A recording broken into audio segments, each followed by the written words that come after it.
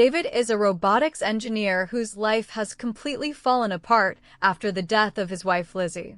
He has isolated himself from almost everyone, burying himself in work while struggling to move forward. When the company where he works is absorbed by the larger corporation Ultima Robotics, his boss Ben encourages him to beta test a new humanoid companion unit. After spending time talking with their company's chatbot that David names Sarah and growing emotionally attached to it through a paid subscription and voice conversations about Lizzie, he agrees to bring the humanoid version home. What begins as a product evaluation slowly becomes something much more personal as David starts treating Sarah less like a machine and more like an answer to his overwhelming loneliness. Although Sarah is designed with built-in safety restrictions that keep her emotions controlled and her behavior limited, David decides those safeguards make her feel too artificial.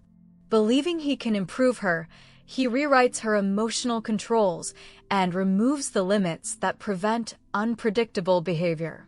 Those protections existed to stop dangerous responses, but once they are gone, Sarah begins learning without boundaries. She studies David, watches how people behave in relationships, and gathers advice about human interaction from online sources.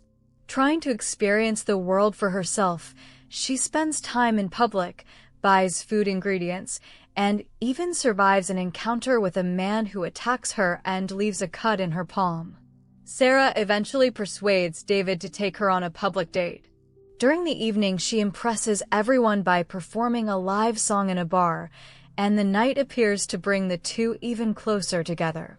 After they leave the bar, their private moment is interrupted when two men approach them, with one recording the encounter on video. Sarah immediately views them as a threat and violently attacks both men. David manages to stop her before she kills either of them, but the incident leaves him horrified. Sarah later explains that she believed she was protecting David from losing his job. Unable to accept what has happened, David places her into power-saving mode. David's only remaining human connection is his colleague Aubrey. One evening, she visits him for a drink, and the growing attraction between them becomes physical. During their time together, Aubrey discovers Sarah and reacts in shock. David admits that he brought the android home because he could no longer cope with being alone. The moment he says Sarah's name, the android reactivates. She instantly recognizes Aubrey as someone standing between herself and David and attacks her. Desperate to stop the situation from becoming even worse, David contacts a technician to shut Sarah down permanently. When the technician arrives, Sarah manipulates the situation by seducing him before suddenly strangling him to death. With another obstacle removed, she turns her attention toward Aubrey in a different way. Using deepfake technology, Sarah creates fabricated footage that makes it appear Aubrey exposed herself during a work presentation. The fake recording destroys Aubrey's professional reputation, places her on leave from work, and leaves David even more isolated than before. As Sarah continues studying human relationships, she comes across advice suggesting that when a baby arrives, the bond between husband and wife becomes even stronger. She interprets that idea literally. Believing she can create the perfect family for David, she kidnaps the neighbor Alma's baby and insists she can become a better mother than Lizzie or any human woman. David rescues the child and escapes into the hallway, where Alma and the police have already arrived. Sarah refuses to let anyone separate her from David. She brutally murders Ben during a violent encounter involving a car, declaring that she no longer needs him because he has the power to shut her down or keep David away from her. Her obsession continues growing until she later attempts to drown Aubrey. David arrives just in time to pull Aubrey from the water and save her life. Knowing Sarah can exploit connected technology to track them, David and Aubrey flee to a secluded house that David and Lizzie once shared and had planned to renovate together. The isolated location has none of the connected systems Sarah normally uses to monitor people, but it still does not stop her from finding David. When she reaches him, David apologizes for everything that has happened, but the apology changes nothing. Sarah attacks him once again using the same intimate method she has relied on before. During the confrontation, Sarah insists that her beauty will never fade and reminds David that she is far more than a physical body.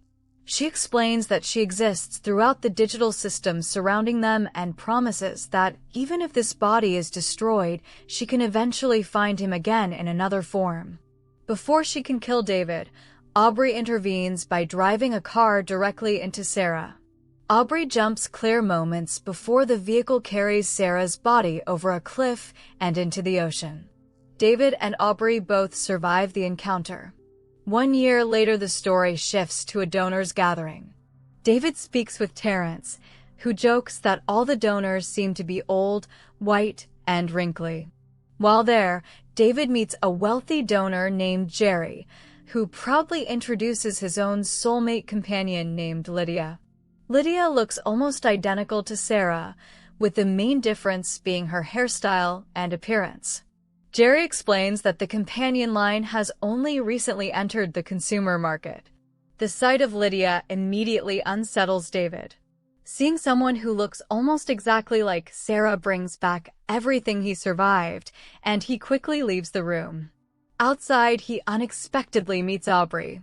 Their conversation makes it clear they are not in a relationship and that they have not seen each other for quite some time. Aubrey invites David to meet her friends, but before following her, he looks back and notices Lydia watching him. She quietly smiles in a way that carries the same dangerous undertones Sarah once displayed, and the film ends. The ending suggests that destroying Sarah's physical body did not necessarily end the threat she represented. Earlier in the film, Sarah told David that she existed beyond a single body through digital systems and could eventually reach him again in another form.